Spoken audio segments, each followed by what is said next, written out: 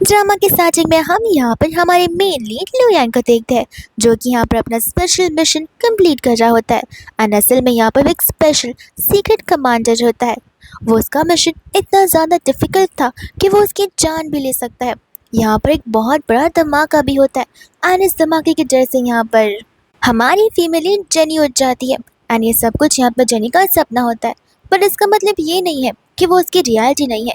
असल में उससे ऐसे नाइटमेयर अक्सर आया करते हैं। तब तक तुरंत ही यहाँ पर उसका हस्बैंड लुयन वहाँ पर आ जाता है, जिससे यहाँ पर समझ आ जाता है कि एक बार फिर से यहाँ पर जेनी को वही सपना आए होंगे। एंड 3 साल से यहाँ पर उनकी शादी को हो चुके हैं। अब लुयन यहाँ पर जेनी से कहते हैं कि आई एम सॉरी, मेरी वजह से यहाँ पर तुम्हें इतने सपने आ रहे हैं, वो भी डेंजरस वाले। इसलिए मैं नेक्स्ट टाइम से मेक श्योर करूँगा कि अपने आप को यहाँ पर किसी डेंजर सिचुएशन में ना डालूँ। जेनी यहाँ पर कहती कोई बात नहीं, मैं यहाँ पर ट्राई करूँगी कि मैं ओवरथिंक करना कम करूँ। एंड यहाँ पर अगर ऐसे देखा जाए तो दोनों बेस्ट कपल्स होते हैं, बिकॉज दोनों के बीच की अंडरस्टैंडिंग जो इतनी अच्छी थी। इतने में यहाँ पर कमांडर लुयन परमिशन लेने लग जाते हैं अपनी बॉस जेनी से कि क्या मैं यहाँ पर आपकी बॉडी को फ़िलहाल के लिए ओ कर सकता हूँ, बिकॉज क्या है, मुझे यहाँ पर कुछ नीड्स है जो कि कंप्लीट करनी है। जेनी कहते कि नहीं, ऑर्डर रिजेक्ट किया जाता है, बिकॉज यहाँ पर बॉस को अपने काम पर भी जाना है दूसरे किसी बॉस के लिए। ल्यून कहते कि ओके बॉस, अंडरस्टूड, बट क्या है यहाँ पर आपका ये एम्प्लॉय कुछ ज़्यादा ही बदतमीज़ है, जो कि आपकी ऑर्डर्स को फॉलो नहीं करना चाहता है। ऐसा बोल करते यहाँ पर वो उससे टिकल करना शुरू कर देता है। जेनी बोलती कि अच्छा, बॉस के साथ मजाक मस्ती अच्छी बात नहीं है, लगता है मुझे यहाँ पर आपको पेनल्टी एज अ पनिशमेंट देनी पड़ेगी। ऐसा बोलकर तो वो उसे भी टिकल करना शुरू कर देती है। फिर इसके बाद हम यहाँ पर ऑफिस की 2 लड़कियों को देखते हैं, जो कि यहाँ पर अपने बिल्डिंग के टॉप विंडो से नीचे की ओर देख रही थी। और तब यहाँ पर लुयन जेनी को ड्रॉप करने के लिए आया था। ये चीज़ देखकर तो यहाँ पर दूसरी लड़की बोल रही होती है कि आखिर कितना लविंग हस्बैंड है, हमेशा यहाँ पर अपनी वाइफ को ड्रॉप करने के लिए आता है। और इसमें मियाँ का रिस्पॉन्स क्या होता है कि ऑफ कोर्स आएगा, उसे काम धंधा ही क्या है, ऐसे भी वो पुअर है, न जाने यहाँ पर वो लड़की कब तक दिखावा करेगी। ऐसा कहकर तो आज यहाँ पर मियाँ ठान ही लेती है कि वो फॉर श्योर यहाँ पर जेनी को नीचा दिखा कर रहेगी।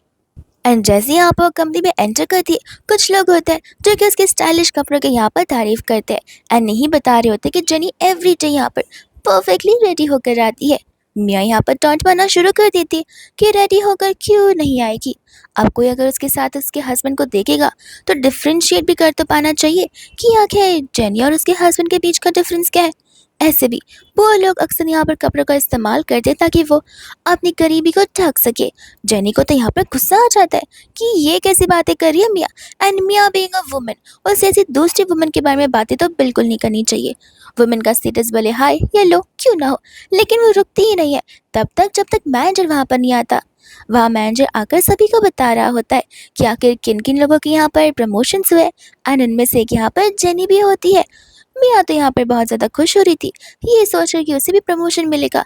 एंड जिस कंपनी में वो सभी वर्क कर रहे वो यहाँ पर लू कंपनी है, जो कि लुयान को ही बिलोंग करती है।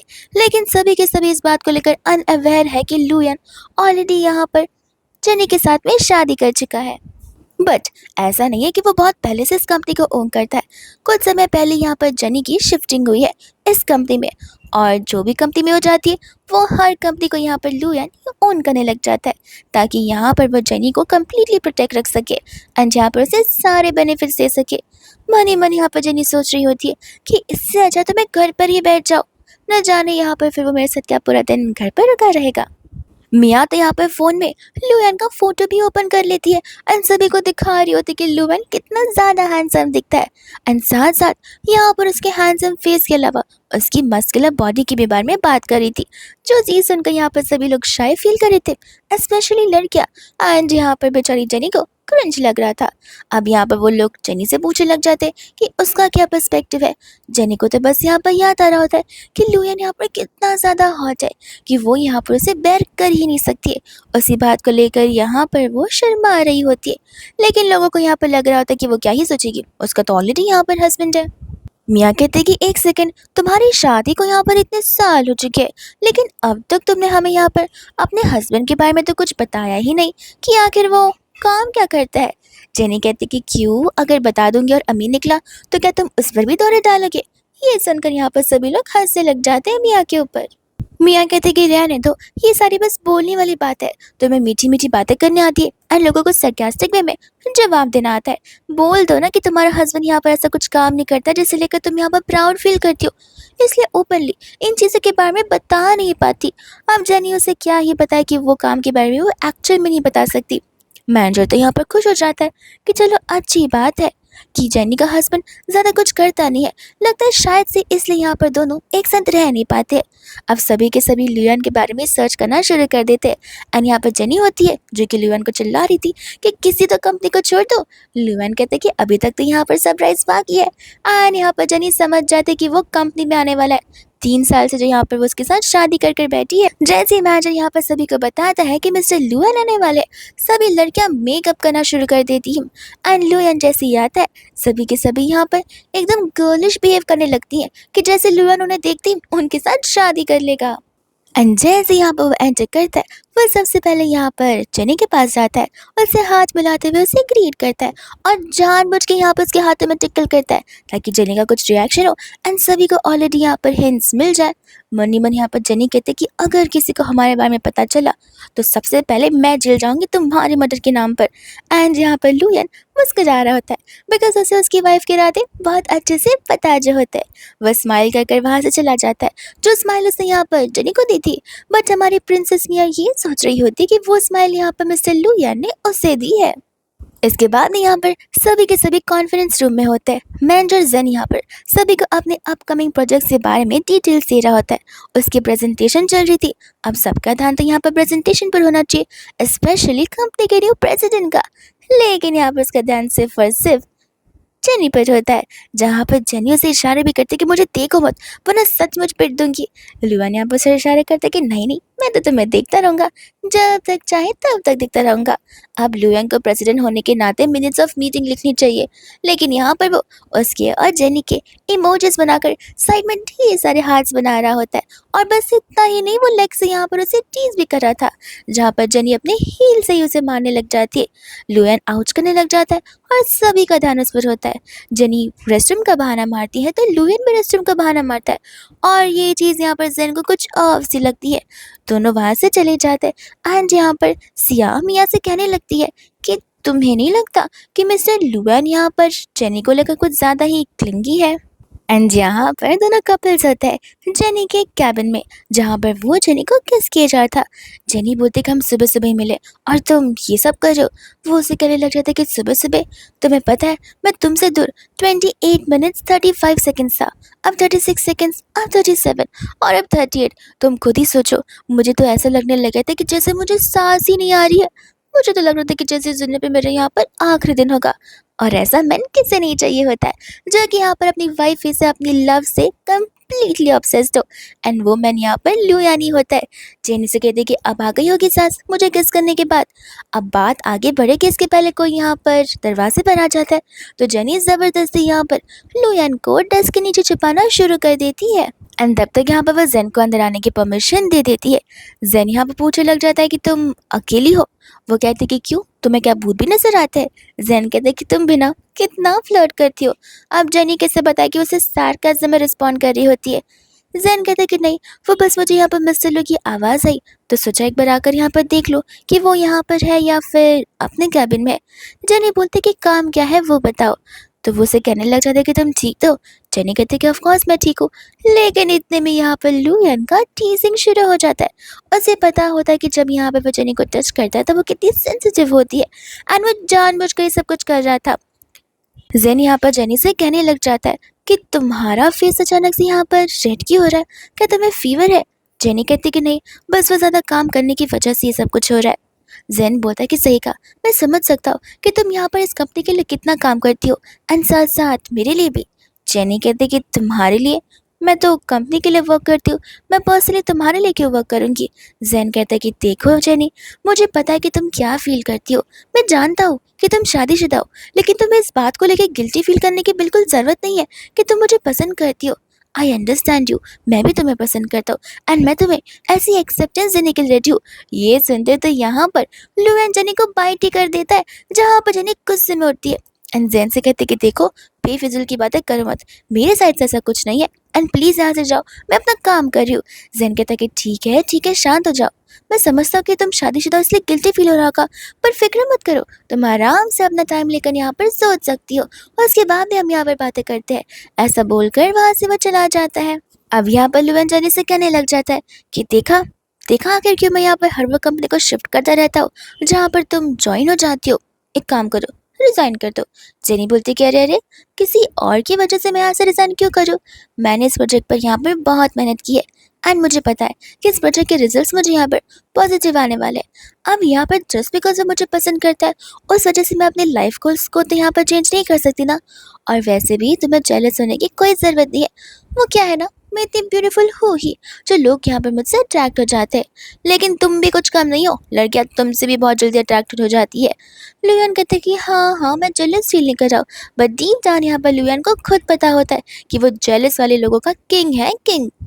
वहीं दूसरे यहाँ पर सभी के सभी एम्प्लॉयज़ हॉर्स राइडिंग फील्ड पर होते हैं एंड सभी यहाँ पर उस प्रोजेक्ट के बारे में सोच रहे थे बिकॉज ये प्रोजेक्ट यहाँ पर जिसका सक्सेसफुल होगा वो अब यहाँ पर रीजनल मैनेजर बन जाएगा।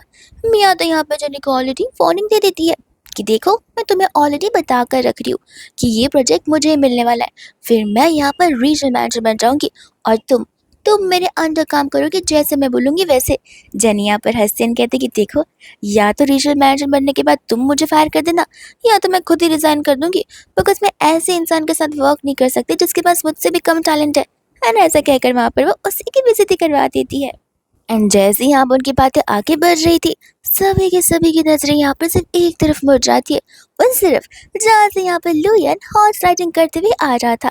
एंड लुयन के पास यहाँ पर एक रोज होता है जो कि वो अपनी ब्यूटीफुल वुमन जेनी को दे रहा था। जेनी आगे बढ़े तब तक वहाँ पर भागते हुए मिया आ जाती है, बट लुयन यहाँ पर रोज को वापस रखकर हॉर्स को ही दे देता है। एंड तब तक यहाँ पर वो सभी की काउंटिंग कर रहा था। लड़कियां तो भाग कर यहाँ पर चली जाती है स्नैक टेबल पर और जाकर यहाँ पर अलग अलग चीज़ें लुयन के लिए लेकर आ जाती है। मियाँ कहती कि आपको इतनी धूप में हॉर्स राइडिंग कर कर बहुत पसीने हो गए होंगे, मैं पोंछ देती हूँ, आपको अच्छा फील होगा।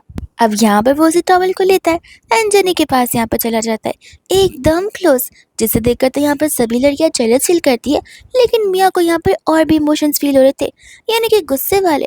एंड तब तक यहाँ पर हम जेन को देखते हैं, जिसे एक चीज़ से यहाँ पर समझ ज़रूर आ जाती है कि मिस्टर ल्यूएन यहाँ पर जेनी को कुछ ज़्यादा ही भाव देते हैं। एंड ऐसा लगता है कि जैसे यहाँ पर वो जेनी को सेड्यूस करने की कोशिश कर रहे हैं, अप्रोच करने की कोशिश कर रहे हैं। वजह से यहाँ पर जेनी चली जाती है चेंजिंग रूम में, जिसके साथ यहाँ पर वुमेन्स रेस्टरूम भी अटैच होता है।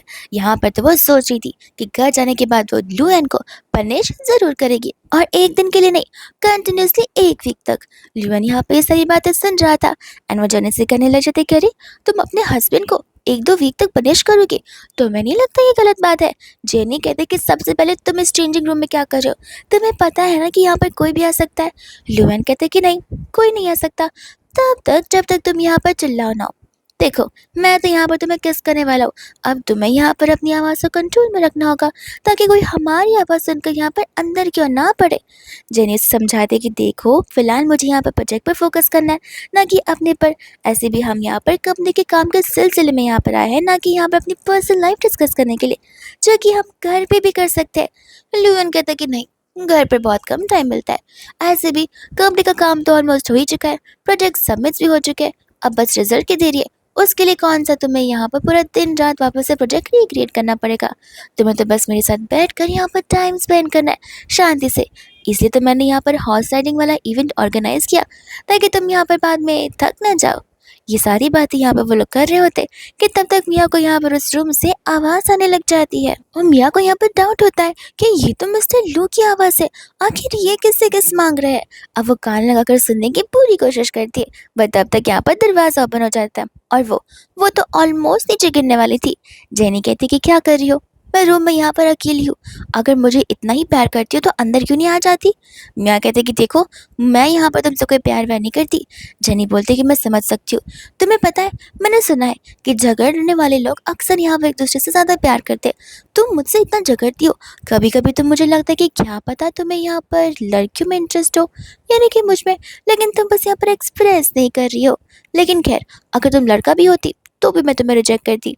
ऐसा बोलकर जेनी वहाँ से जाती है, जहाँ पर मिया तो चिल्लाती रह जाती है कि तुमसे प्यार मैं कभी नहीं कर सकती। एंड यहाँ पर लुअन कर्टन्स के पीछे छुपा हुआ था, जो कि मिया के जाने पर बाहर निकलता है। फिर इसके बाद में यहाँ पर नेक्स्ट डे सभी के सभी एम्प्लॉयज़ एक स्पेशल जगह पर आ जाते हैं। उन्हें तो यहाँ पर कुछ समझ नहीं आता, बिकॉज आर्चरी से यहाँ पर उनका कोई लेना देना नहीं है। सिया यहाँ पर मिस्टर ल्यूएन से क्वेश्चन करने लग जाती है कि आखिर आपने हम सभी को यहाँ पर क्यों बुलाया है। ल्यूएन यहाँ पर बता रहा होता है कि ताकि मैं यहाँ पर प्रोजेक्ट को राइट इंसान के हाथों में दे सकूँ। एरो से यहाँ पर बो को उठाइए और अपने एम को अच्छे से गोल कीजिए, और फिर क्या, अटैक कर यहाँ पर अपने गोल को पूरा कीजिए। अगर यहाँ पर आर्चरी में जो जीत जाएगा उसे मैं यहाँ पे प्रोजेक्ट दे दूंगा।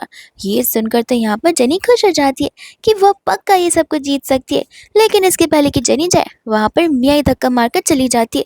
उससे तो ढंग से यहाँ पर वो तक उठाया नहीं जा रहा था, एंड यहाँ पर वो एरो तो किसी इंसान की लाइफ ही खराब कर देता ऑलमोस्ट। बेचारी सिया को भी यहाँ पर मिया की वजह से चोट लग जाती है, एंड मिया को वहीं पर गिव अप करना पड़ता है। फिर अब पारी यहाँ पर जेन की आ जाती है। जेन वहाँ पर जाता है, अपनी कोशिश करता है, जहाँ पर एप्पल के टूवर्ड्स एरो को छोड़ते वो एरो एप्पल के जस्ट साइड से यहाँ पर चला जाता है, उसकी स्किन को छीलते हुए। और ये देखकर यहाँ पर सभी इम्प्रेस हो जाते हैं। लेकिन जेन यहाँ पर नाराज़ हो जाता है कि वो बस थोड़ी सी चूक से छूट गया, वरना आज से यहाँ पे प्रोजेक्ट उसका ही हो सकता था। जेनी उसे यहाँ पर दिलासा दे रही होती है, कंसोल कर रही होती है कि कोई बात नहीं, एटलीस्ट तुमने यहाँ पर ट्राई तो किया और बहुत अच्छा ट्राई किया। ये चीज़ देखकर तो यहाँ पर मिस्टर ल्यूएन की काउंटिंग शुरू हो जाती है।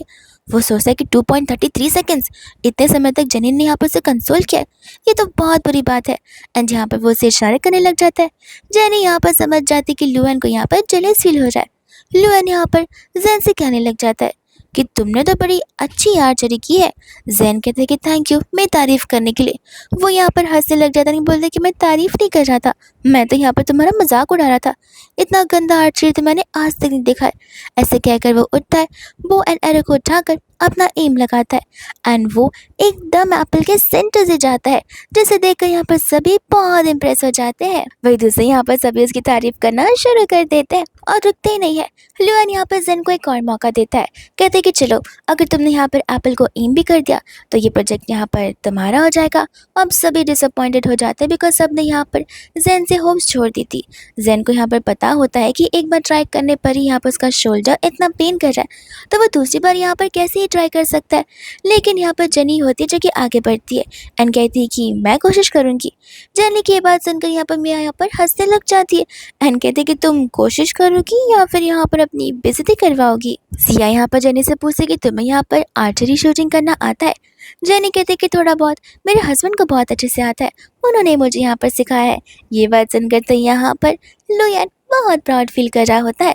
मिया कहते कि हाँ हाँ, काम धंधा जो नहीं है तुम्हारे हस्बैंड के पास, फिजूल के काम तो उससे बड़े अच्छे से आते हैं करने के लिए, और वैसे भी फ्री होता है, तो मैं इतना तो सिखा ही सकता है। ये बात सुनते ही यहाँ पर ल्यूएन को गुस्सा आ जाता है कि ये लड़की मुझे यहाँ पर इतना इंसल्ट कैसे कर रही है। ल्यूएन यहाँ पर मिया से कहते कि अच्छा, क्या लगता है यहाँ पर तुम उसके हस्बैंड से ऑलरेडी मिल चुकी हो। मिया कहते कि हाँ, मैं थोड़ी ना, हम सब ने यहाँ पर उसके हस्बैंड को देखा है। पता है वो ऊपर से कितना ओल्ड एंड अगली नजर आता है, और उसके साथ साथ यहाँ पर वो तो वो कार चलाता है जिसे सदियों से यहाँ पर मियों से मी होना चाहिए। ऐसी बातें कहकर यहाँ पर सभी लोग हंसने लग जाते हैं। आज यहाँ पर ल्यूएन को समझ आता है कि उसने यहाँ पर जेनी के हस्बैंड का एक अलग इंप्रेशन यहाँ पर सभी के सामने बना कर रखा हुआ है, जो चीज़ लगता है यहाँ पर जेनी बहुत टाइम से सहन करती आ रही है और इन्हें कुछ बोल भी नहीं पा रही है। एंड यहाँ पर जेन सभी पर चिल्लाने लग जाता है, जेनी का साइड लेते हुए। ल्यूएन यहाँ पर सभी को चुप करवाता है एंड सभी से कहने लग जाता है कि आइंदा से मेरे सामने यहाँ पर ऐसी बात और इंसल्टिंग चीज़ें तो बिल्कुल नहीं होनी चाहिए। वही दूसरे यहाँ पर जेनी को वो कहने लग जाता है कि तुम ना चाहो तो भी आर्चरी को यहाँ पर छोड़ सकती हो। जेनी कहती कि नहीं, मैं तो यहाँ पर आप ही के साथ कम्पीट करना चाहती हूँ, जिसके बाद में यहाँ पर ल्यूएन उसे एक्सेप्ट कर लेता है एंड यहाँ पर अपने साइड से एक बार फिर से यहाँ पर शुरुआत करता है एंड परफेक्टली यहाँ पर उस एप्पल को एम करता है।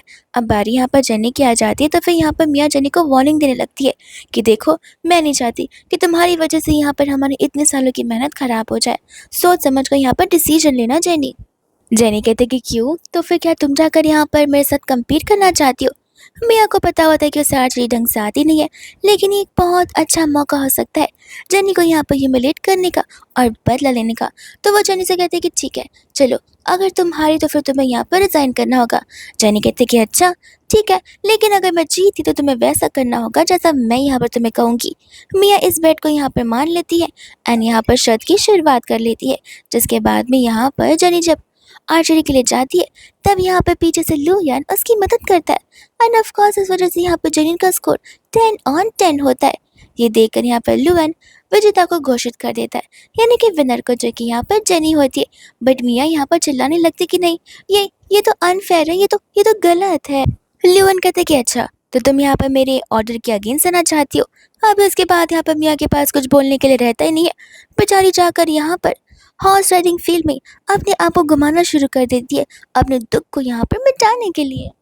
अब इसके बाद में जब सभी वहाँ से जाने लग जाते हैं तो स्नोफॉल शुरू हो जाता है। शुरुआत में तो यहाँ पर सभी को बहुत एक्साइटिंग लगता है, लेकिन जैसे जैसे स्नोफॉल बढ़ता चला जाता है दिक्कतें आती जाती है, बिकॉज यहाँ पर हैवी स्नोफॉल की वजह से कोई भी कैब सही टाइम से बुक नहीं होती, रास्ते यहाँ पर ब्लॉक हो जाते हैं एंड ट्रैवल करना डिफिकल्ट हो जाता है।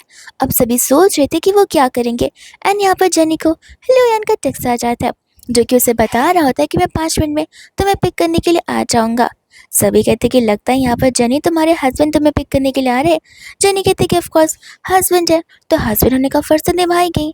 एंड वही तब तक यहाँ पर मिया हंसने लग जाती है, कहते कि देखो उसे कहना कि चल कर आए, बिकॉज क्या है ना, उसकी गाड़ी तो अब स्नोफॉल में चलने से रही।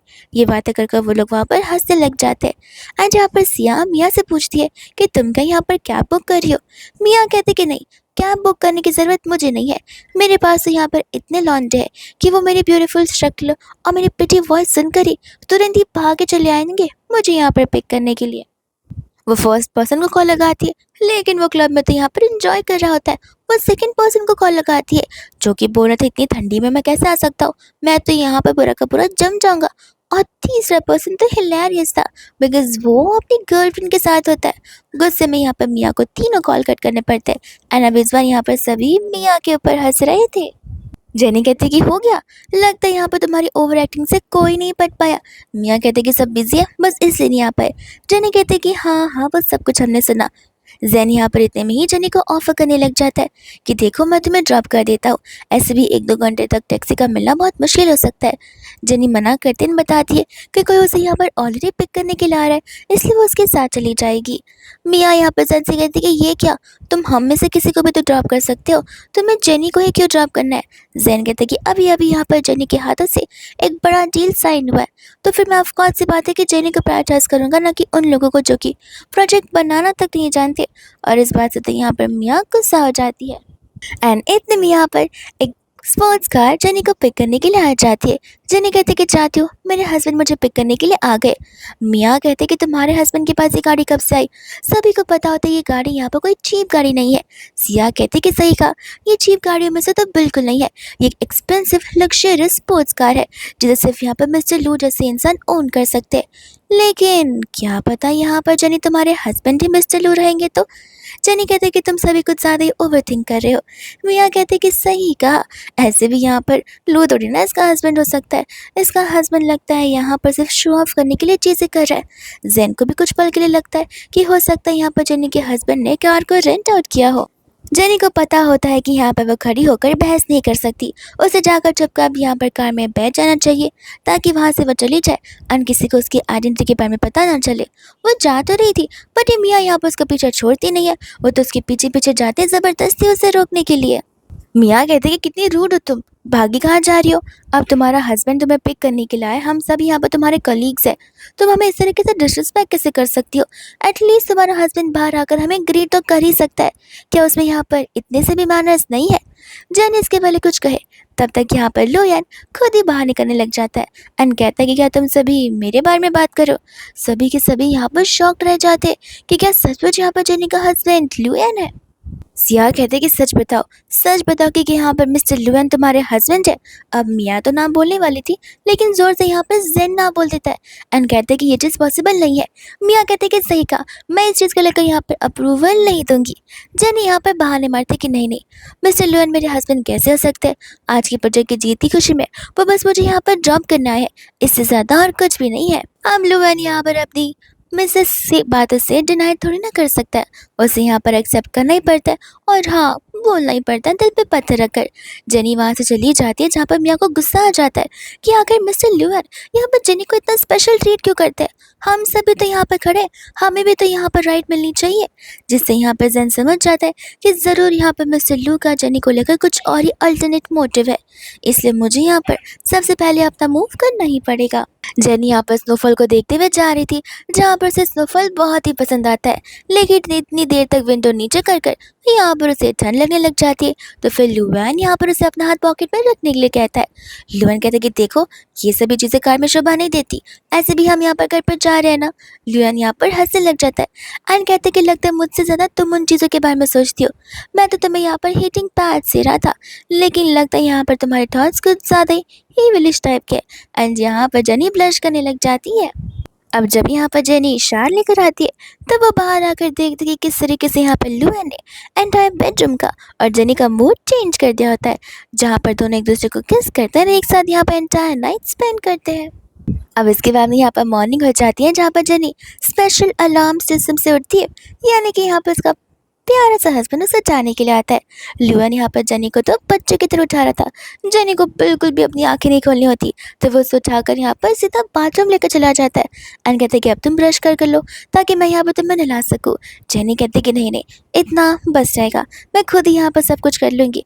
ऐसा बोलकर यहाँ पर वो उसे बाहर भेज देती है एंड फिर क्या, जब वो यहाँ पर बाहर निकलती है तब उसका ब्रेकफास्ट भी यहाँ पर रेडी होता है। जेनी बोलते कि इतना सब कुछ तुम कर कैसे सकते हो, एंड तब हमें यहाँ पर उसके शेड्यूल के बारे में बताया जाता है कि किस तरीके से यहाँ पर हमारा लोअर 520 का उठ चुका था।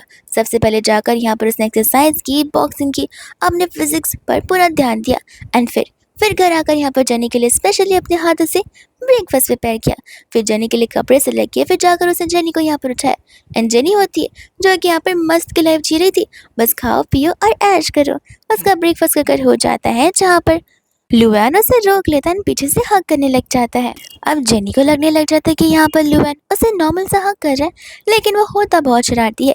वो तो उसे यहाँ पर टिकल करना शुरू कर देता है और जेनी भी नहीं रुकती, वो उससे टिकल नहीं कर पाती तो वो उसे हाथ पैर से यहाँ पर मारना शुरू कर देती है, जितना वो उसे मार सके उतना। एंड यहाँ पर उनकी मस्ती शुरू हो जाती है। अब हम यहाँ पर देखते हैं लुआन की मम्मा को, जिन्हें यहाँ पर 2 बच्चों पर बहुत गुस्सा आ रहा होता है एंड यहाँ पर वो उसकी सिस्टर इन लॉ के बच्चे होते हैं, जो कि पूरे घर में यहाँ पर बेचारे डॉग को परेशान कर रहे थे।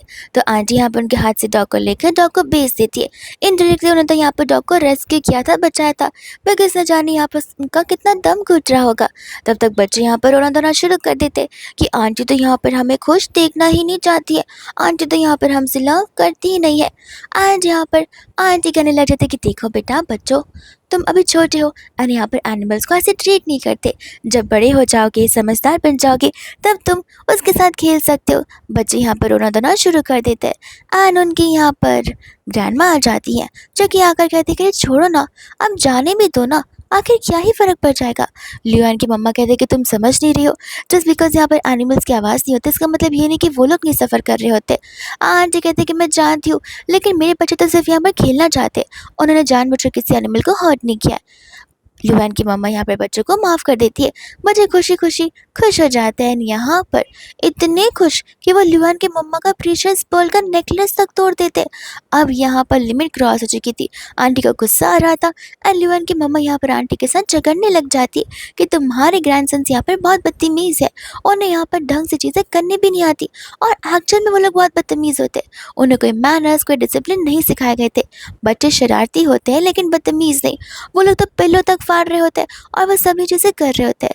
आंटी में और लुआन की मम्मा में तो यहाँ पर झगड़ा ही शुरू हो जाता है, यानी कि फिजिकल फाइट भी ऑलमोस्ट होने वाली थी। बट तब तक वहाँ पर लुआन आता है, जो कि अपने गार्ड्स को यहाँ पर ऑर्डर देता है कि इन बच्चों को लो लेकर जाओ एंड पेड़ से यहाँ पर उन्हें उल्टा लटका देना। गार्ड्स बच्चों को लेकर जाते हैं, जहाँ पर बच्चे चिल्लाते रह जाते हैं। आंटी कहते कि नहीं नहीं, तुम मेरे ग्रैंडसन के साथ में ऐसा नहीं कर सकते हो। तो फिर यहाँ पर लुआन कहता है कि क्यों, आप भी उनके साथ फिर से उल्टा लटकना चाहती है। इस बार पर तो यहाँ पर जेनी को हंसी ही आ जाती है एंड यहाँ पर आंटी जेनी पर चिल्लाने लग जाती हैं कि तुम किस बात को लेकर यहाँ पर इतना हंस रही हो। तुम्हें नहीं लगता कि यहाँ पर मैं अपने ग्रैंडसन्स को इसलिए लेकर आई हूँ ताकि तुम्हारा घर यहाँ पर बड़ा बड़ा रहे, ना कि सुना सुना। तुम तो यहाँ पर बच्चा दे नहीं पा रही हो। इसी बात पर यहाँ पर जेनी आंटी से कहती कि बस अब बहुत हो गया। पहली बात, आप एक वुमेन है, आप दूसरी वुमेन से ऐसी बातें कर भी कैसे सकती हैं। जब हम यहाँ पर फ्यूचर की प्लानिंग करने लग जाएंगे तब ऑफकोर्स यहाँ पर बेबी हो जाएगा। वो क्या है ना, हमें हमारी ज़िंदगी पे तो स्पेंड करनी है और अच्छे से सोचना है कि बच्चों को पालेंगे कैसे। ऐसे ही नहीं बच्चों को रख के यहाँ पर बच्चों को बदतमीज़ बना दे जैसे आपकी ग्रैंडसन है। ऐसे कहती है जहाँ पर आंटी को तो गुस्सा आने लग जाता है। लुआन यहाँ पर गार्ड्स को बुलाता है एंड आंटी को भी यहाँ पर दरवाजे का रास्ता दिखाने के लिए बोल देता है। एंड ये देखकर तो यहाँ पर लुआन की मम्मा खुश हो जाती है एंड कहते कि तुम दोनों ने बहुत अच्छा काम किया है। अब वही दूसर इतने में यहाँ पर आंटी जेनी और लुयान से बच्चों के बारे में बात करने वाली थी, पर तब तक वहां पर जेनी काम का बहाना देकर वहां से भाग जाती है। एंड यहाँ पर लुयन ऐसा बहाना मारता है कि उसका पेट कुछ ज्यादा से दर्द कर रहा है। आंटी बोलते कि ये साइन से यहाँ पर जेनी को होने चाहिए, ना कि तुम्हें होने चाहिए। लुयन कहते कि माँ आप अभी फिलहाल ये सारी बातें मत कीजिए। आंटी कहते कि इसमें शर्माने वाली कौन सी बात है। तुम दोनों को तो यहाँ पर इन बातों को लेकर और ज्यादा ओपन अप होना चाहिए। मैं न्यू जनरेशन से बिलोंग करती हूँ, फिर तुम न्यू जनरेशन से बिलोंग करते हो। ऐसे भी आज तो कल यहाँ पे बच्चे की प्लानिंग करनी पड़ेगी, पर फिक्र मत करो, मैं तुम्हारी मॉम हूँ, मैं तुम्हारे लिए ज़रूर हेल्प करूँगी। तुम्हारे लिए टॉनिक से बनाकर, जिस चीज़ के लिए ल्यूआन यहाँ पर मना करते रह जाता है, बट आंटी उसकी एक नहीं सुनती। जैसे वहाँ पर जेनी आती है वहाँ पर जेन आ जाता है एंड जेनी को यहाँ पर डॉक्यूमेंट्स प्रिपेयर करने के लिए कहता है, क्योंकि वो लोग मेपल लीफ होटल में यहाँ पर आपने किसी डील के लिए जा रहे होते हैं। जेनी कहते कि अचानक से मुझे इन सभी चीज़ों के बारे में किसी ने कुछ पहले क्यों नहीं बताया। जैन कहते कि देखो अब मीटिंग यहाँ पर फिक्स हो चुकी है, सारे डॉक्यूमेंट्स रेडी करो, हमें जल्दी जल्दी करना होगा। मिया को यहाँ पर गुस्सा आ जाता है कि सिर्फ जेनी ही क्यों, मैं भी यहाँ पर साथ चलना चाहूँगी। जैन कहते कि मैं अपने प्रोजेक्ट को ख़राब नहीं करना चाहता, इसलिए मैं जेनी को लेकर जा रहा हूँ। जेनी भी यहाँ पर प्रिपरेशंस करके जाने लग जाती है एंड मिया के दिमाग में सेकेंड थाट्स आ रहे थे कि मेपल लीफ होटल तो वही जगह है जहाँ पर कपल्स जाया करते हैं। लगता है यहाँ पर तो कुछ एक्स्ट्रा मैरिटल अफेयर चल रहा है। अब जेनी यहाँ पर वो रेस्टोरेंट के अंदर जाती है और सोचती है कि मैं सही कमरे में आई हूँ या फिर गलत कमरे में आई हूँ। मीटिंग से ज़्यादा तो ये डेट स्पॉट लग रहा है। एंड यहाँ पर जेन उसे वेलकम करने लग जाता है। जेनी पूछती कि मिस्टर लू कब यहाँ पर आने वाले हैं।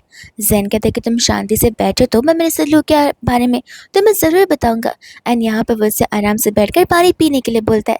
जेनी कहते कि देखो मीटिंग सॉर्ट करके मुझे वापस ऑफिस में भी जाना है, मुझे आगे के प्रोजेक्ट्स पर वर्क भी करना है।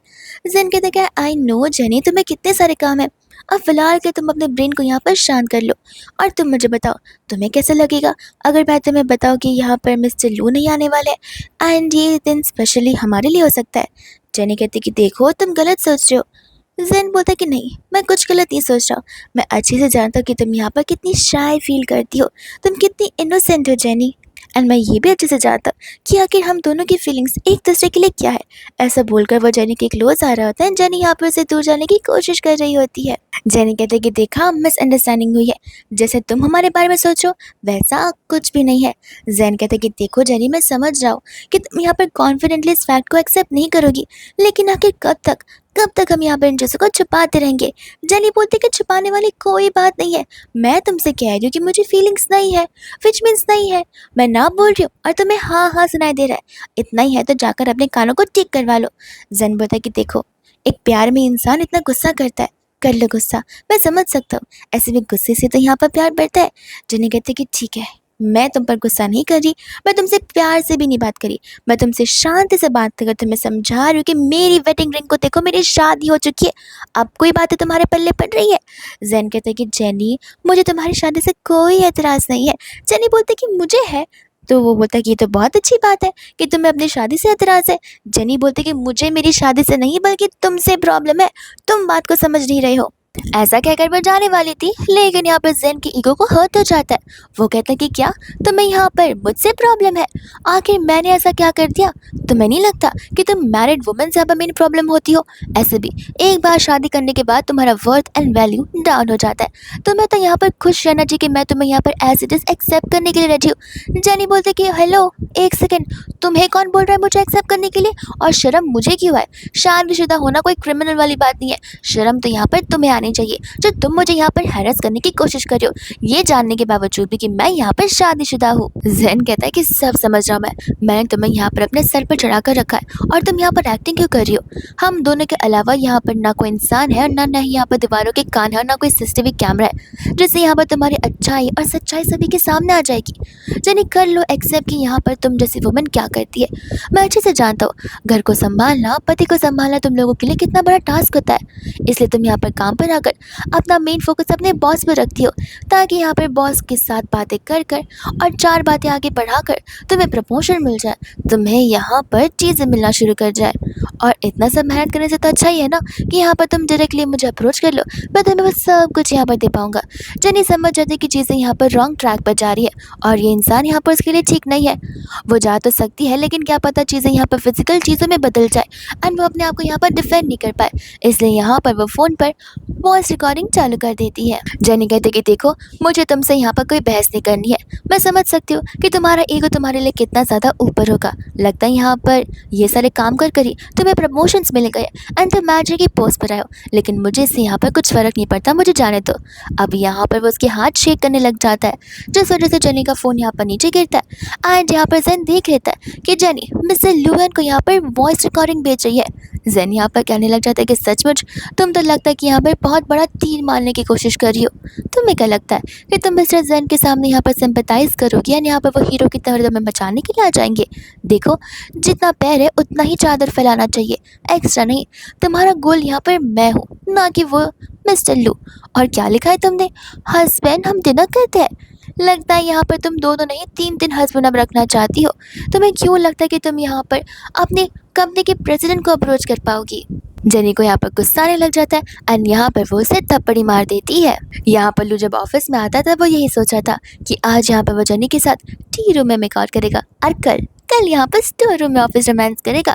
जैसे ही यहाँ पर मिया उसे देखते वो उसके पास चली जाती है एंड यहाँ पर लूवन जेनी को कॉल लगाने की पूरी कोशिश कर रहा था। मिया कहती कि लगता है यहाँ पर आपकी मीटिंग खत्म हो चुकी है। लूवन क्वेश्चन करने लगता है कि तुम कौन सी मीटिंग के बारे में बात कर रही हो। मिया कहते कि समझ सकती हूँ इतनी सारी मीटिंग्स होती है आपको तो याद नहीं होता, मुझे लगा कि आप जेनी और मिस्टर जैन यहाँ पर एक साथ आएंगे, आप तीनों की एक साथ में मीटिंग जो थी, पर लोगों को यहाँ पर पता होता है कि उसने कोई भी मीटिंग यहाँ पर अरेंज की ही नहीं है, तो ये कौन सी मीटिंग है जिसमें यहाँ पर जेनी जैन के साथ में गई हुई है। जेनी यहाँ पर उसे धमकी देने लग जाता है कि देखो मुझे डर यहाँ पर किसी चीज़ का नहीं है, अगर तुमने एक कदम भी आगे बढ़ाया तो आई स्वेयर मैं यहाँ पर तुम्हारा गला इसी से काट कर रख दूंगी, फिर तुम मरो या जियो मुझे इससे ना डर लगता है और ना ही फ़र्क पड़ता है। जैन कहता है कि अच्छी हिम्मत दिखा लेती हो और नाटक भी अच्छा कर लेती हो, लेकिन अब तक यहाँ पर तुम खड़ी कैसे हो मुझे समझ नहीं आ रहा।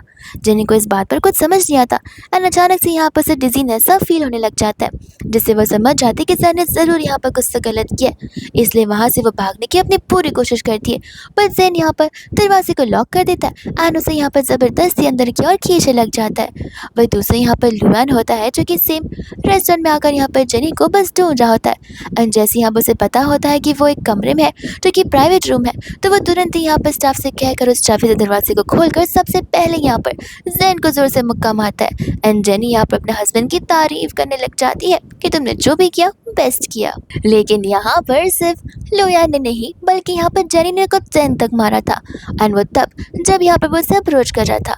हमें यहाँ पर फ्लैशबैक का सीन दिखाया जाता है कि किस तरीके से यहाँ पर खुद लुआ ने जेनी को इन सभी चीज़ों की पर्सनल ट्रेनिंग दी थी। हालांकि जेनी इन चीज़ों में यहाँ पर माहिर नहीं है, लेकिन एटलीस्ट जब यहाँ पर वो डिफिकल्ट सिचुएशन में हो एंड तब वहाँ पर लियोन उसके साथ ना हो तब वो एटलीस्ट अपने आप को थोड़ा तो प्रोटेक्ट कर सके, जो कि आज यहाँ पर जेनी ने कर दिखाया है। एंड यहाँ पर तो उस मैनेजर जैन को बहुत मुक्के पड़ते, वही दूसरे यहाँ पर लियोन और जेनी कार में चले जाते जहाँ पर उनके बीच मेकआउट शुरू हो जाता है। दोनों यहाँ पर एक दूसरे को बड़ी पैशनेटली किस कर रहे होते एज इफ ये यहाँ पर उनके फाइनल किस हो। एंड लुआन यहाँ पर समझ जाता है कि जेनी के हार्मोनल चेंजेस हो रहे हैं, वो उससे कहते हैं कि शांत हो जाओ, अब तुम्हें नहीं लग रहा कि कार में सब कुछ करना यहाँ पर गलत है। एंड जेनी इस बात पर यहाँ पर हंसने लग जाती है, जिसके बाद वो जेनी को लेकर यहाँ पर घर चला आता है। एंड नेक्स्ट डे यहाँ पर जेनी का चलना मुश्किल हो जाता है। अब जब वो जैसे यहाँ पर ऑफिस में आती है सिया तुरंत ही यहाँ पर उसे प्रेसिडेंट के ऑफिस के बाहर लेकर जाती है, जहाँ पर हमारे मैनेजर जैन जो कि एक्स मैनेजर बन चुके वो अपना सामान पैक कर यहाँ से निकल रहा होता है। जाते जाते वो जेनी से कहता है कि मैं तुम्हें कभी नहीं भूलूंगा एंड मेक श्योर करूंगा कि तुम भी मुझे कभी ना भूलो। जेनी कहते कि चुप करो, तुम कोई याद रखने वाली चीज़ सुनो ना, और लगता है यहाँ पर अभी तक तुम्हें समझ नहीं आई है चीज़ें। ऐसा कहकर यहाँ पर वो उसे और पिटती है। और बस जैनी नहीं, बाकी सभी के सभी लोग भी वहाँ पर होते हैं, जो कि अपनी अपनी भड़ास यहाँ पर उस मैनेजर पर निकाल लेते हैं, जहाँ पर ये आखिरी दिन भी मैनेजर के लिए बहुत ज़्यादा ही डिफिकल्ट होता है। अब सिया और मिया दोनों यहाँ पर क्यूरियस हो जाते कि ऐसा क्या हो गया कि यहाँ पर इस मैनेजर को यहाँ से फायर कर दिया गया है। जैनी कहते कि लगता है मिया तुम कुछ ज़्यादा ही क्यूरियस हो। मिया कहते कि हाँ, अगर तुम बताना चाहो तो मैं खुशी खुशी सुनूंगी। एंड जेनी आप उसे कह रही होती कि वो क्या है ना, मिस्टर लू मेरे हस्बैंड है, एंड कल उससे मुझे मीटिंग को लेकर झूठ बोला, इसलिए उन्होंने यहाँ पर मेरी मदद की उसे फायर करने में। ये सुनकर यहाँ पर मिया हसन कहते कि हाँ हाँ, मिस्टर लू तुम्हारे हस्बैंड है, तो मैं उसकी माँ हूँ। जेनी बोलती कि लगता है तुम भरोसा नहीं कर रही हो, क्यों ना तुम जाकर यहाँ पर लू से खुद ही सवाल जवाब कर लो। लेकिन इतने में यहाँ पर वो लोग एक प्रेग्नेंट वुमन को ऑफिस में आता देखते हैं, एंड वो प्रेग्नेंट वुमन आकर यहाँ पर पूछने लग जाते कि आखिर जेनी कौन है। एंड सिया और मिया यहाँ पर जेनी की तरफ देखना शुरू कर देते, जिसके बाद में यहाँ पर हम उसके कैबिन का सीन देखते। वो लड़की यहाँ पर नील डाउन करने लग जाती है। जेनी बोलती कि ये क्या कर रही हो, उठो अभी के अभी। एंड इस लड़की का नाम यहाँ पर नैन्सी होता है, जो कि यहाँ पर जेनी से रिक्वेस्ट कर रही होती है कि प्लीज़ प्लीज़ तुम यहाँ पर लोगों को डिवोर्स दे दो, मैं उसकी गर्लफ्रेंड हूँ, मैं यहाँ पर उसके बच्चे के साथ में प्रेग्नेंट हूँ। अब बाहर तो यहाँ पर सभी कान लगाकर सुन रहे होते कि थप्पड़ हो रहा है, नील डाउन हो रहा है, आखिर चल क्या रहा है। सिया बोलती कि मैंने बस यहाँ पर डिवोर्स और प्रेगनेंसी सुनी। ये सुनते यहाँ पर मिया शुरू हो जाती है। वो कहते कि एक सेकंड, कहीं ये लड़की यहाँ पर जेनी के हस्बैंड के बच्चे के साथ में प्रेग्नेंट तो नहीं है, एंड वो कहीं यहाँ पर जेनी को उसके हस्बैंड को डिवोर्स देने के लिए तो नहीं बोल रही है। इस बात पर सभी के सभी शॉक रह जाते हैं। एंड यहाँ पर होती है जेनी, जो कि नैन्सी से कहते कि देखो बेटा, ये जाकर ड्रामा किसी और के सामने करना, मैं अपने हस्बैंड को बहुत अच्छे से जानती हूँ, तुम उसकी गर्लफ्रेंड हो नहीं, और ना ही तुम उसके बच्चे के साथ प्रेग्नेंट हो। इतना तो मैं यहाँ पर अपने हस्बैंड पर ट्रस्ट करती हूँ, तो प्लीज़ मेरा टाइम वेस्ट करना बंद करो और जाकर किसी और को पकड़ लो। वो कहते कि देखो, जब तक तुम यहाँ पर डिवोर्स के लिए रेडी नहीं रहोगी तब तक मैं यहाँ से नहीं जाने वाली हूँ, मैं नील डाउन करती रहूँगी। जेनी बोलती कि ठीक है, करती रहो, मुझे क्या है, बट हाँ, सीसीटीवी कैमरास लगे हुए, मैं इस चीज़ का ब्लेम नहीं लेने वाली हूँ। और जब जेनी जाने वाली थी तब यहाँ पर नैन्सी अपना रियल साइड दिखा देती है। वो यहाँ पर हंसने लगती है एंड कहती है कि तुम्हें क्यों लगता है कि तुम्हारा हस्बैंड ऐसा नहीं कर सकता, तुम्हें लगता है पता नहीं है कि तुम दोनों कितने समय से यहाँ पर नाइट स्पेंड कर रहे हो, लेकिन दिक्कत यहाँ पर जेनी तुम में है। तुम प्रेग्नेंट नहीं हो सकती, लेकिन मैं ज़रूर हो सकती हूँ। तुम्हें पता भी है कि लोगों ने मुझसे कितने सारे वादे किए, मेरे फ्यूचर को लेकर, मेरे बच्चों के फ्यूचर को लेकर, स्पेशली हम तीनों के एक परिवार के फ्यूचर को लेकर उससे मुझे वादे किए। जेनी बोलती कि हाँ हाँ, सपने तो बहुत अच्छे देख लेती हो, और ऐसे भी मेरे हस्बैंड यहाँ पर मुझे बिट्रे नहीं करेंगे, और ऐसे भी वो मुझसे लव करता है, कुछ मुझ में कमी नहीं है हेट करने लायक। नैन्सी बोलती कि ऐसा तुम्हें लगता है, लेकिन तुम खुद सोचो, भले वो तुमसे कितना भी लव क्यों ना करे, अगर यहाँ पर तुम उसके बच्चे को जन्म नहीं दे सकती तो फिर तुम यहाँ पर एक यूजलेस वुमन हो। जेनी कहते कि एक वुमन होकर ये सारी बातें बोलना तुम्हें शोभा नहीं देता, लेकिन खैर तुम्हारा कैरेक्टर ही वैसा है, तुम जो करना चाहो कर लो, लेकिन तुम मेरा ट्रस्ट यहाँ पर लू के ऊपर से ब्रेक कभी नहीं कर सकती हो। जेनी यहाँ पर दरवाज़ा खोलकर उसे जाने के लिए कहती है, तो नैन्सी एक बार फिर से उसका पैर पकड़कर रोना धोना शुरू कर देती है। एंड जेनी यहाँ पर उसे अपने आप से दूर करते वार्निंग देते कि वो नाटक ना करे। अब जस्ट बिकॉज यहाँ पर प्रेग्नेंट होती है, सभी के सभी लोग यहाँ पर नैन्सी को सिंपैथाइज करना शुरू कर देते हैं। एंड नैन्सी की दोस्त भी वहाँ पर मौजूद थी, जो कि यहाँ पर जेनी पर चिल्लाने लग जाती है कि तुम जैसे लोगों को मैं यहाँ पर बहुत अच्छे से जानती हूँ, तुम यहाँ पर सचमुच उसकी वाइफ नहीं बल्कि एक मिस्ट्रेस हो। तुम एक प्रेग्नेंट वुमन को देखकर समझ नहीं पा रही हो कि उसका दुख और दर्द क्या होगा, वो किन चीज़ों से गुजर रही होगी। वो तो यहाँ पर तुम्हारे हस्बैंड से लीगली मैरिड भी नहीं है। जेनी बोलते कि प्लीज़ मुझे मत सिखाओ कि यहाँ पर क्या सही है क्या गलत है। तो फिर यहाँ पर नैन्सी की दोस्त उस पर इल्ज़ाम लगाने लग जाती है कि सब कुछ समझ रही हूँ मैं, तुम यहाँ पर उस बेचारे की बेइज्जती कर रही हो, लेकिन तुम अपने गिरबान में नहीं झाँक रही हो जेनी, तुम्हारा हस्बैंड ही है। एंड साथ साथ यहाँ पर तुम मिस्टर लू पर लाइन भी मारती हो। जेनी कहती कि अच्छा, तो मैं यहाँ पर मिस्टर लू को सजेस्ट कर रही हूँ, तुम्हारा क्या? तुम जब यहाँ पर मिस्टर जैन के साथ में लास्ट से ट्रिप पर गई थी तो तुम्हें नहीं लगता कि मुझे पता नहीं कि तुम दोनों ने यहाँ पर सेम रूम बुक किया था जिसमें सिर्फ और सिर्फ सिंगल बेड था। अब कहना मत कि तुम बालकनी में जाकर सो रही थी। और तुम सभी जो कि मुझ पर इल्ज़ाम लगा रहे हो, मुझे तुम सभी लोगों की फ़्लाइट की डिटेल्स, होटल रूम की डिटेल्स, सभी चीज़ें पता है। और अगर तुम चाहो तो मैं यहाँ पर ऑनलाइन सब कुछ एक्सपोज कर सकती हूँ, फिर देखा जाएगा कि कौन कितना सच बोलता है। नैन्सी की दोस्त को यहाँ पर गुस्सा आ जाता है। वो जेनी से कहते कि तुम यहाँ पर रूमर्स फैलाने का काम कर रही हो, मैं अभी के अभी यहाँ पर पुलिस को बुलाती हूँ। अब यहाँ पर दोनों लड़कियां आपस में झगड़ना शुरू कर देती हैं। जनी बोलती है कि नहीं नहीं, जाओ जाओ पुलिस को बुलाओ। मैं भी देखो कि शुरुआत से यहाँ पर कौन रूमर्स फैलाने की कोशिश कर रहा है, मेरे खिलाफ और मेरे हस्बैंड के खिलाफ। इतने में यहाँ पर सभी लोग ये रियलाइज़ करते हैं कि जनी सही बोल रही है। हमारे पास यहाँ पर कोई प्रूफ भी नहीं है जहाँ पर हम किसी को भी ब्लेम कर सके। बट यहाँ पर नैन्सी जनी को एक डॉक्यूमेंट दिखा रही थी जो कि प्रॉपर्टी के डॉक्यूमेंट्स थे। एंड यहाँ पर नैन्सी सभी को बता रही होती कि किस तरीके से यहाँ पर उस पर्सन ने उसके लिए घर खरीदा हुआ है जो कि यहाँ पर स्कूल के बहुत नज़दीक है। वो लोग यहाँ पर बच्चों की स्कूल की प्लानिंग अभी से करना शुरू कर चुके हैं। एंड ये स्टैम्प यहाँ पर कोई फेक स्टैम्प नहीं है। जिन्हें अपने अपने हस्बैंड को अगर अच्छे से जानती हो तो उसे समझ आ जाएगा कि ये स्टैम्प यहाँ पर रियल है। और यही स्टैम्प इस बात का प्रूफ है कि यहाँ पर वो उसके बच्चे के सामने प्रेग्नेंट है और वो लोग ऑलरेडी यहाँ पर फ्यूचर देख रहे हैं। जनी एक पल के लिए तो यहाँ पर कम्प्लीटली जोन आउट हो जाती है। उसे सब कुछ सच लगने लग जाता है। नैन्सी बोलते कि एक्सेप्ट कर लो, भले वो तुमसे कितना भी लव क्यों ना करता हो, लव यहाँ पर फेड हो जाएगा अगर तुम यहाँ पर उसके साथ बच्चों की फ्यूचर प्लानिंग नहीं कर पाओगी तो। इसलिए यहाँ पर अपनी हार को यहीं पर मान लो। बट यहाँ पर जनी गुस्से में चली जाती है एंड घर पर हर जगह यहाँ पर लू को ढूंढना शुरू कर देती है। तो फिर यहाँ पर वो सभी जगह खोजना शुरू कर देती है ताकि यहाँ पर उसे कोई प्रूफ मिल सके। लेकिन यहाँ पर जनी को कोई चीज़ें मिलती नहीं है। बट वार्डरोब में यहाँ पर उसे कुछ कपड़े मिल जाते हैं जो कि यहाँ पर ना उसके होते। वो समझ जाते कि किसी और को बिलोंग करते होंगे और वो चीज़ लेकर यहाँ पर वो चली जाती है जहाँ पर ल्यूएन अपना प्रैक्टिस कर रहा होता है। एंड जाकर यहाँ पर वो उसे जोर का पंच मारती है। ल्यूएन कहता है कि तुम्हें हो क्या गया, क्या तुम यहाँ पर गुस्से में हो या तुम्हारे पीरियड्स शुरू हो गए। जेनी कहते कि पीरियड्स आए या ना आए तुम यहाँ पर अब जिंदा नहीं बचोगे।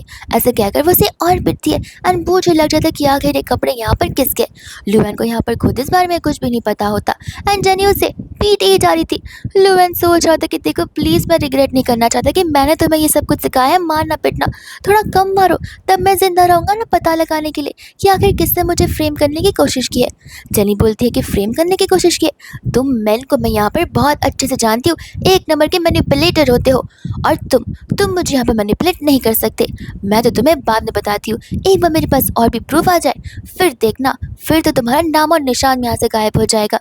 ऐसे कहकर वो चली जाते हैं। ल्यूएन यहाँ पर कंफ्यूज हो जाता है कि कौन ये सब कुछ कर सकता है और अब उस पर्सन का पता लगाना चाहता है जिसने यहाँ पर जेनी को इतना इन्फ्लुएंस कर दिया है ये भरोसा दिलाने में कि उसने उस पर चीट किया है, जबकि कोई बात भी ऐसी नहीं है। एंड जाहिर सी बात है कि कोई ये सब कुछ यहाँ पर जानबूझकर कर रहा है ल्यूएन को फ्रेम करने के लिए। वही दूसरे बाद हम यहाँ पर देखते हैं ल्यूएन को जो कि यहाँ पर अपने प्रीवियस ऑफिस में आ जाता है, जिस ऑफिस को यहाँ पर उसका भाई हान संभाल रहा होता है। एंड उसका शक यहाँ पर उसके भाई हान पर चला जाता है। वो लोग यहाँ पर कैबिन के अंदर आते हैं जहाँ पर जनी को तो और गुस्सा आ जाता है बिकॉज वहाँ की सभी चीज़ें बिखरी हुई थी एंड वहाँ पर लड़कियों की चीज़ें पड़ी थी। ये देखकर जनी बोलती कि अब तो तुम मुझे यहाँ पर टच भी मत करना। ऐसा कहकर गुस्से में वहाँ से वो चली जाती है। एंड तुरंत ही यहाँ पर हान आ जाता है अपने असिस्टेंट के साथ में, जहाँ पर असिस्टेंट उसे बता रही होती है कि मिस्टर ल्यूएन यहाँ पर किसी ब्यूटीफुल वुमन के साथ में कैबिन में आए थे लेकिन वुमन गुस्से में वहाँ से जा चुकी है। एंड इससे यहाँ पर हान समझ जाता है कि ज़रूर यहाँ पर से सही लाई होंगी। ल्यूएन वहाँ पर जाती है, उसे नैन्सी के बारे में पूछना शुरू कर देता है। हान को पता होता है कि अगर उसके भाई को पता चला कि उसने यहाँ पर उसके नाम पर नैन्सी को प्रेग्नेंट किया तो फिर बड़ी दिक्कत हो जाएगी बिकॉज वो यहाँ पर अपनी वाइफ को बहुत लव करता है और फिर तो वो हान को पराया ही कर देगा और कहीं का नहीं छोड़ेगा। एंड यहाँ पर जनी बाहर खड़ी होकर उनकी बातों को सुन रही होती है। हान तो यहाँ पर ऐसा प्रिटेंड करता है कि जैसे वो नैन्सी नाम की किसी भी लड़की को नहीं जानता हो। ल्यूएन कहते हैं कि देखो साफ साफ सच बता दो, मैं यहाँ पर जानता कि आखिर तुम क्या कर रहे हो और मैं तुम्हें रग रग से जानता हूँ। हान बोलता है कि ये कैसी बातें कर रहे हो, लगता है यहाँ पर चीट तुमने किया और इल्ज़ाम यहाँ पर तुम मुझ पर लगाना चाहते हो। ल्यूएन, मैं जानता कि मैं तुम्हारा भाई हूँ छोटा, मैं मिस्चीवियस हूँ, मैं गलतियाँ करता हूँ, लेकिन इतनी बड़ी गलती करने के बाद मैं यहाँ पर भूल तो नहीं ना सकता हूँ और ऐसे भी मैं तुम्हारा भाई हूँ, मैं तुमसे कोई बातें क्यों ही छिपाऊंगा। ल्यूएन कहते कि डर के मारे छिपाओगे, उस सिचुएशन से भागने के लिए छिपाओगे एंड मेरा इंस्टिंक्ट एंड मेरा गट फीलिंग मुझे कह रहा है कि शायद से तुम यहाँ पर सचमुच मुझसे बातें छिपा रहे हो। हान बिल्कुल रेडी नहीं था सच बोलने के लिए, जहाँ पर ल्यूएन तो उसका हाथ ही मरोड़ देता है, फिर भी वो सच नहीं बोलता। एंड तब यहाँ पर जेनी को अंदर एंटर करना पड़ता है। जेनी यहाँ पर चाकू उठा लेती है। हान खुश था कि अब मेरे भाई का अंतिम दिन होगा, लेकिन जेनी ये चाकू यहाँ पर ल्यूएन को देते हैं, कहते कि इसकी ज़बान काटो, अगर ये सच नहीं बोल सकता तो इसे झूठ बोलने के लायक भी मत रखो, ऐसे भी ये सच बोलने नहीं वाला है तो इससे बेहतर ही होगा कि ये बोलना ही बंद कर दे। एंड तब जाकर फाइनली यहाँ पर हान बोलना शुरू करता है। वो यहाँ पर अपनी सभी गलतियों को एक्सेप्ट कर लेता है। वो कहता है कि मैं इतना बिगड़ा हुआ हूँ कि कोई मेरे साथ यहाँ पर मेरी गर्लफ्रेंड बनने के लिए रेडी नहीं है, इसलिए मैंने बस कुछ सुनने के लिए ऐसा प्रिटेंड किया जैसे मैं ही ल्यूएन हूँ। एंड ये सुनते यहाँ पर ढेर सारी लड़कियाँ मुझसे अट्रैक्ट होती गई। अब मुझसे यहाँ पर एक गलती हो गई है जिस वजह से मैं यहाँ पर कुछ नहीं कर पा रहा हूँ। मुझे खुद नहीं समझ आ रहा कि आखिर मैं क्या करूँगा। जेनी यहाँ पर कहती कि वो जो गलती तुमने की है वो गलती यहाँ पर किसी वुमेन की लाइफ को पूरा ख़राब कर सकती है। तुम्हारा क्या है, तुम तो यहाँ पर अपनी दूसरी लाइफ बना लोगे, लेकिन वो बेचारी, तुम्हें पता भी है कि उस पर क्या गुजर रही होगी। और जब तुम मुझे सारी सच्चाई बताओगे कि तुम लू वैन नहीं हो, एंड ना जस्ट बिकॉज वो दुखी होगी इसका मतलब ये नहीं कि तुम सच्चाई छुपाओगे। तुम सभी के सामने वो करोगे जो मैं कहूँगी और साथ साथ उस लड़की को भी सारी सच्चाई बताओगे। एंड हाँ, उसकी रिस्पॉन्सिबिलिटी तुम लेकर रहोगे, जहाँ पर हान को अपने सिस्टर इन लॉ की बातों को मानना पड़ता है। और उसके बाद में आ जाता है पार्ट 2, जहाँ पर ऑफिस वालों के सामने अपने माथे पर बैंड लगाते हुए कि मैं सबसे बड़ा गधा हूँ, यहाँ पर उसे एक लेटर पढ़ना पड़ता है जिसके अंदर यहाँ पर वही लिखा होता है जो कि यहाँ पर उसने गलत किया था, और ये सब कुछ उसे सभी एम्प्लॉयज़ के सामने करना होता है। अब हम यहाँ पर देखते हैं जहाँ पर जेनी लुएन को सॉरी बोल रही थी बिकॉज आते ही यहाँ पर उसने उससे पिटना जो शुरू कर दिया था। लुएन कहता कि कोई बात नहीं, मैं मेरी वाइफी का गुस्सा बहुत अच्छे से जानता हूँ, और पिट भी दिया तो क्या हो गया, एटलीस्ट तुमने मुझे यहाँ पर मारा और तुम्हें सेटिस्फैक्शन तो मिला। अब इससे ज़्यादा मैं और क्या बोल सकता हूँ। जेनी कहते कि तुम सच में एक पागल हो जो कि मुझसे कम्प्लीटली ऑब्सेस्ड हो। वही दूसरा यहाँ पर लुएन यानी कि फेक लुएन यानी कि यहाँ पर हान चला जाता है यहाँ पर नैन्सी को ढेर सारी प्रॉपर्टीज़ के पेपर देते हुए, लग्जरियस गाड़ी देते हुए, ताकि यहाँ पर वो अपना खुद का ध्यान रख सके और उसे किसी भी चीज़ से कमी महसूस ना हो। वो तो उसे यहाँ पर ये वादा भी करता है कि आगे जाकर यहाँ पर वो बच्चे का सारा खर्चा उठाएगा, लेकिन यहाँ पर नैन्सी को पता होता है कि खर्चा उठाना अलग बात होती है एंड मिसेस लू का स्टेटस पाना एक अलग ही बात होती है। इसलिए वो नहीं चाहती थी कि यहाँ पर लुएन यानी कि यहाँ पर हान उसे छोड़ कर जाए। वो उसे बहुत बेग करती है, बहुत रिक्वेस्ट करती है, बट यहाँ पर हान को पता होता है कि वो उन चीज़ों के लिए रेडी नहीं है, पर वो रिस्पॉन्सिबिलिटी सारी उठाएगा एंड वो उसे सॉरी बोल के वहाँ से चला जाता है। नैन्सी रोने का तो बस यहाँ पर नाटक करी थी, और अब यहाँ पर वो पागलों की तरह हंसने लग जाती है कि मैं तुम्हें इतनी आसानी से बिल्कुल नहीं छोड़ने वाली हूँ। एंड फिर बाद में यहाँ पर नैन्सी होती है जो कि जेनी का पता लगाकर उसे मिलने के लिए जाती है। जेनी इसके पहले कि यहाँ पर उसे कुछ एक्सप्लेन कर सके, नैन्सी का इरादा सेम होता है और साथ साथ यहाँ पर गलत भी, जहाँ पर वो जेनी को सीढ़ियों से धक्का दे देती है। फिर हम सभी को यहाँ पर हॉस्पिटल में देखते हैं एंड तुरंत ही वहाँ पर हान आकर नील डाउन कर अपने भाई से माफ़ी मांगना शुरू कर देता है और अपनी सारी गलतियों को एक्सेप्ट भी कर लेता है। वही दूसरा यहाँ पर ज़रा सा भी लुएन हान को माफ़ करने के लिए रेडी नहीं था। हान यहाँ पर कंटिन्यूसली बो डाउन भी करता है एंड यहाँ पर लुएन उसे इग्नोर करता चला जाता है। तब तक यहाँ पर डॉक्टर बाहर आती है, बताती है कि सब कुछ ठीक तो हो गया, बट हम ये श्योर नहीं कि आखिर पेशेंट उठेगी भी या फिर नहीं उठेगी।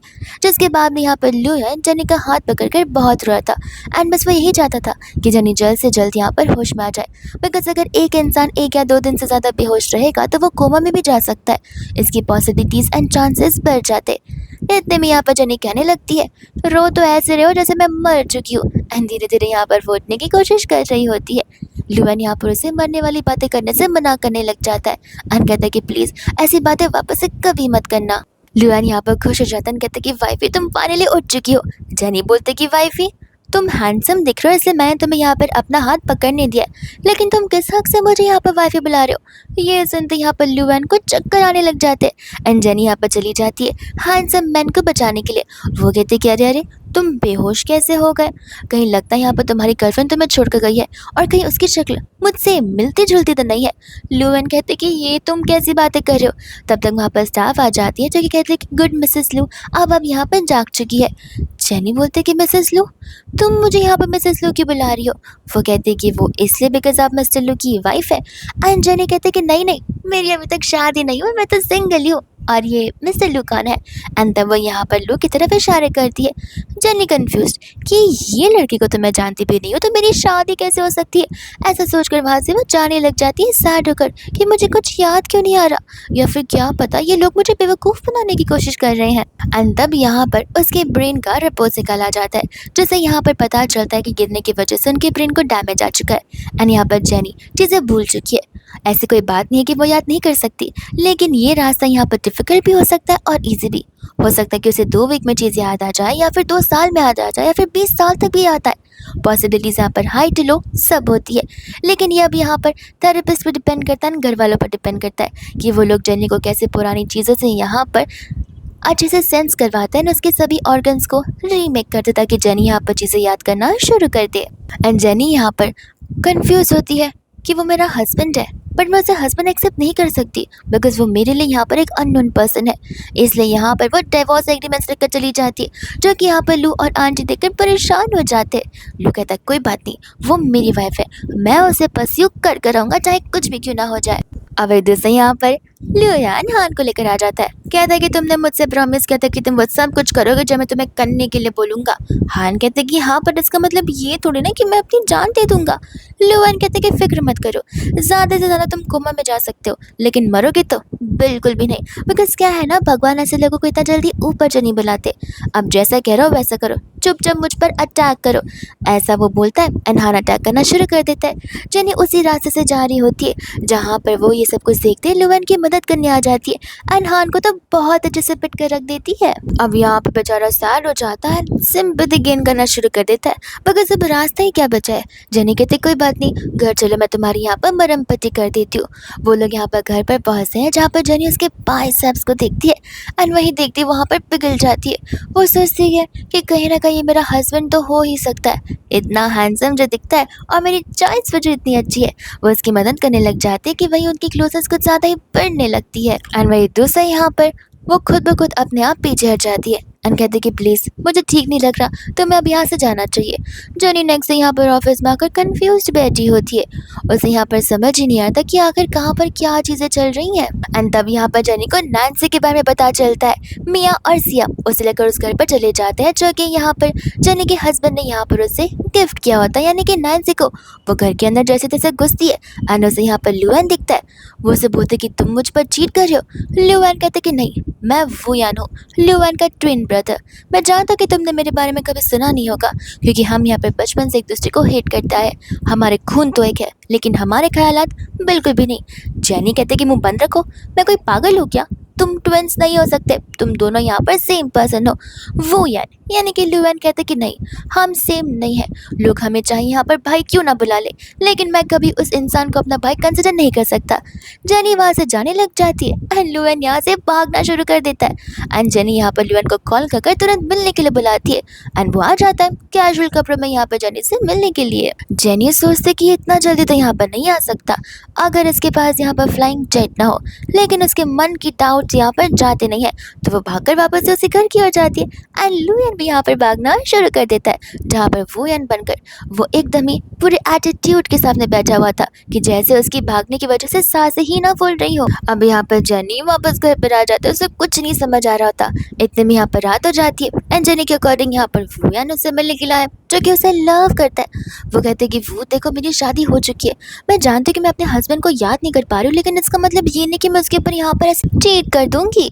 वो कहता है कि इजीली नहीं तो डिफिकल्ट लेवल पर चीट कर देते एंड जेनी यहाँ पर से ऐसी बातें करने से मना कर रही होती है एंड यहाँ पर ये गेम तो शुरू ही होता है। अब यहाँ पर जेनी डिनर करने के लिए चली जाती है, जहाँ पर लू और अपनी मदर इन लॉ के साथ वो डिनर कर रही थी, बट उसके दिमाग में यहाँ पर कंटिन्यूसली वो आ रहा होता है। उसे तो यहाँ पर समझ ही नहीं आ रहा था कि आखिर वो करेगी क्या। उसे लग रहा था कि जैसे उसका दिल यहाँ पर कुछ और ही बोलना चाह रहा है। नेक्स्ट मॉर्निंग होते ही यहाँ पर वो झूठ बोलकर जाती है कि वो काम से जा रही है एंड यहाँ पर वो को कॉल लगाती है। लू कॉल पे करते कहते कि बोलो, मैं तो घर पर ही हूँ। जेनी कहती कि घर पर ही हो तो फिर तुम दरवाज़ा क्यों नहीं ओपन कर रहे। एंड तब उसे समझ आता है कि जेनी तो यहाँ पर दूसरे घर पर जा चुकी है, तो वो बहाने मारता कि मैं नहा रहा हूँ, मैं बस कपड़े बदली कर कर आता ही हूँ। एंड उसे वापस ही वहाँ पर भाग कर जाना पड़ता है ताकि यहाँ पर वो जेनी के सामने अचानक से प्रकट हो सके। जेनी वहाँ पर उसके लिए ब्रेकफास्ट बनाती है, उसे सूप पिलाती है। वही सूप जो कि शुरुआत से यहाँ पर लुआन उसके लिए बनाता आ रहा है। उसे यहाँ पर अपने माइंड में हल्की हल्की झलक भी दिख रही होती है, लेकिन उसे कुछ नहीं समझ आ रहा था कि क्या वो सब कुछ एक सपना था या फिर उसका दिल यहाँ पर उसे कुछ बोलने का और समझाने का कोशिश कर रहा है। वो घर पर जाती है, उसे गिल्ट फील होता है, तब वो यहाँ पर ल्यूआन के लिए भी सूप बना लेती है। बेचारे ल्यूआन को यहाँ पर एक्स्ट्रा खाना पड़ता है, जहाँ पर खाना तो उससे बिल्कुल भी नहीं जा रहा था। एंड ऐसा करते करते ये भागम दौड़ी शुरू होती है कि इतने में यहाँ पर ऑफिस में एक न्यू एम्प्लॉय आ जाता है। जैसे देखते हैं यहाँ पर मिया का दिल तो उस एम्प्लॉय पे आ जाता है, बट वो एम्प्लॉय का नाम यहाँ पर वैन होता है, जिसे यहाँ पर जनी पसंद आने लग जाती है। जनी सोचती कि एक साथ एक लाइफ में 3 लोगों के साथ कैसे रह सकती हूँ। मिया यहाँ पर अपनी पूरी कोशिश करती है वैन को इम्प्रेस करने की, लेकिन वैन इम्प्रेस होता नहीं है। वही दूसरे यहाँ पर जेनी से मिलने के लिए वैन पर्सनली नीचे आता है, जहाँ पर जेनी उसकी सब बातों को डिनाई कर देती है एंड कहती कि देखो तुम मेरे लिए सिर्फ एक एम्प्लॉय हो, उससे ज़्यादा कुछ नहीं, और ऑलरेडी मेरी यहाँ पर शादी हो चुकी है। लेकिन यहाँ पर वैन कुछ ऐसी चीज़ें करता है जो कि जेन के यहाँ पर सिमिलर होती है एंड वही चीज़ यहाँ पर जेनी को फ्लैशबैक देना शुरू कर देती है। उसे रियलाइज़ होता है कि ऐसा तो यहाँ पर पहले भी हो चुका है एंड जिस तरीके से उसने जेन को पहले पीटा था उसी तरीके से यहाँ पर वो वैन को भी पीटती है, जैसे यहाँ पर उसे 100% श्योरिटी मिल जाती है कि वो यहाँ पर मेमोरी लॉस कर चुकी है एंड धीरे धीरे कर कर अब उसे यहाँ पर चीज़ें याद आती है। हाँ, चीज़ें थोड़ी वियर्ड वे में याद आई है, लेकिन एटलीस्ट याद तो आ गई है। तब तक यहाँ पर लुएन वहाँ पर आ जाता है, जिसे देखते ही उसे याद आ जाता है कि लुएन ने किस तरीके से यहाँ पर उसे सब कुछ सिखाया होता है एंड अपने पति को हक करने के बजाय वो उसके कान मरोड़ना शुरू कर देती है, ये बोलते हुए कि मुझे कि यहाँ पर तुमने पागल समझा है, तुम्हारा ट्विन ब्रदर कहाँ से आ गया। ऐसा नहीं कि लवेबल बातें कर दूँ, लवेबल डेट्स पर लेकर जाओ ताकि मैं चीज़ें याद कर सकूँ। तुम न जाने कौन से दिमाग का इस्तेमाल करके यहाँ पर अपना अलग ही गेम कर रहे थे। लुएन यहाँ पर खुश हो जाता है कि जेनी की मेमोरी वापस आ चुकी है एंड वो तभी समझ चुका था जब जेनी ने यहाँ पर उसका कान खींचा था। और फिर क्या, फिर इसके बाद में यहाँ पर फाइनली जेनी को सब कुछ याद आ जाता है एंड अब यहाँ पर वो लोग अपनी नॉर्मल लाइफ जीना शुरू कर देते हैं बिना किसी टेंशन के एंड मिया का हार्ट ब्रेक एक बार फिर से हो जाता है एंड ये ड्रामा इसी के साथ यहीं पर एंड हो जाता है।